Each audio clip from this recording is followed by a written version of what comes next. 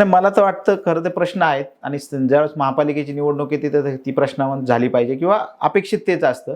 आता तुम्ही 3 प्रश्नांची नावं घेतली, वाहतूक, पाणी, कचरा. पण आज प्रत्येक पुणेकराला सगळ्यात जास्त भेडसावणारा प्रश्न आहे तर वाहतूक. म्हणजे आत्ता मी तुमच्याकडे येतानाही मला तुमच्या कार्यालयातनं फोन आला की किती वेळ लागेल यायला, असा मला प्रश्न विचारला. तर मी काय सांगितलं की रस्त्यावरच्या वाहतूक कोंडीवर मला ठरवायला किती वेळ लागेल. म्हणजे आज सांगू शकत नाही की मी ह्या वेळात तिथं पोहोचेल.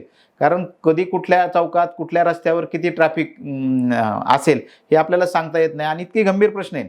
प्रामुख्याने उपनगरातले तर हे प्रश्न इतके आहेत, वाहतूक कोंडी.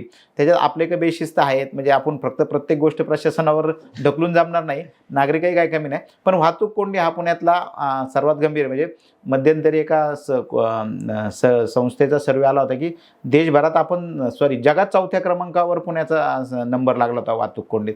एवढे आपले बिकट आहे. याला जबाबदार सगळेच राजकीय पक्ष आहेत. म्हणजे जे सार्वजनिक वाहतूक व्यवस्थेला आपली सुधारणा दिली नाही आणि खाजगी वाहनांना आपण प्राधान्य दिलं, याला कुठलाही एक राजकीय पक्ष नाही तर सर्वच राजकीय पक्ष जबाबदार आहेत. त्यामुळं हा प्रश्न तर वाहतुकीचा आहेच. याच्या पलीकडे कचऱ्याचा प्रश्न आहे का, तर आहे. पण कचऱ्याचा प्रश्न कुठं आहे, तुम्हाला थेट तो जाणवत नाही आहे. कचऱ्याचा प्रश्न रोज तुमच्या जीवनात याच्याशी निगडीत नाही. पाण्याचा प्रश्न आहे का, तर 100% तो रोज तुम्हाला भेडसावतो. कारण तुमच्या घरी पाणी नाही आलं की तुमचं सगळं चक्र बिघडतं. त्यामुळे हे प्रश्न आहेत. पण आता शेवटी निवडणुकीत कुठल्या मुद्द्याला कधी महत्त्व मिळेल काय सांगता येत नाही. याच्या पलीकडं लोकसभेला एक हिंदू मुस्लिम, विधानसभेला एक कटेंगे बटेंगे आलं, कदाचित तो एक स्थानिक पातळीवर आला मुद्दा, तर हे सगळे प्रश्न बाजूला राहतील. परत कटेंगे आणि बटेंगे आलं किंवा काही वेगळे जातीय आलं किंवा आता महाराष्ट्रात वेगळ्या पद्धतीचं परत राजकारण चालू आहे, ओबीसी मराठा संघर्ष चालू आहे, आरक्षणाचे प्रश्न आहेत, ते पण स्थानिक पातळीवर येऊ शकतात. त्यामुळे कुठल्या मुद्द्यावर निवडणूक होईल असं आपण ठामपणे आज सांगू शकत नाही, अशी अवस्था आहे. मेट्रो, नदी सुधार प्रकल्प आणि स्मार्ट सिटी या मुद्द्यांवरती मागील निवडणुकीमध्ये निर्णायक मतदान ठरलं असं अनेक अभ्यासकांचं मत आहे. तर या मुद्द्यांकडे तुमचं निरीक्षण काय, गेल्या 5 वर्षात काय काय सुधार झालेला आहे पुण्यामध्ये या मुद्द्यांना घेऊन? खरं तर आपल्या आता एक समाधानकारक बाब आहे की पुण्यात 32 किलोमीटरची मेट्रो मार्ग आपला सुरू झालेला आहे. हिंजवडी शिवाजीनगर मेट्रोचं काम अंतिम टप्प्यात आहे.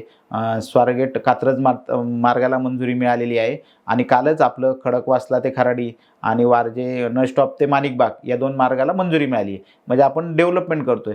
पण याच्या दुर्दैवाची बाब आहे की ज्या पद्धतीने वेगाने हे व्हायला पाहिजे ते झालेलं नाही. समाधानकारक चित्र आहे काय की मेट्रो होती, तुमची नदी सुधारती, तुमचे जे काय स्मार्ट सिटी योजना गुंडाळलेली आहे, त्याचं तुम्हाला क्रेडिटही घेता येणार नाही आणि तेही करता येणार नाही. हे 2 नक्की आहे.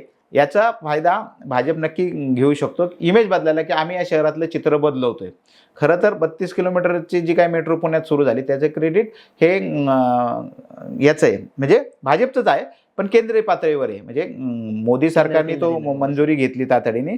पण पुणे महापालिकेत सत्तेवर आल्यानंतर भाजपने किती किलोमीटरच्या मेट्रोला परवानगी दिली, किती किलोमीटरचं मेट्रोचं काम चालू झालं, तर याचं उत्तर निगेटिव्हमध्ये आहे. कारण फार 5 वर्षात नव्याने काय हे नाही झालेलं आहे. कात्रज तुम्ही विधानसभा महापालिका निवडणुका मागच्या वर्षी होणार म्हणून कात्रज स्वारगेट मार्गाला उद्घाटन केलं घाईघाईने, अजून त्याचं काम चालू नाही.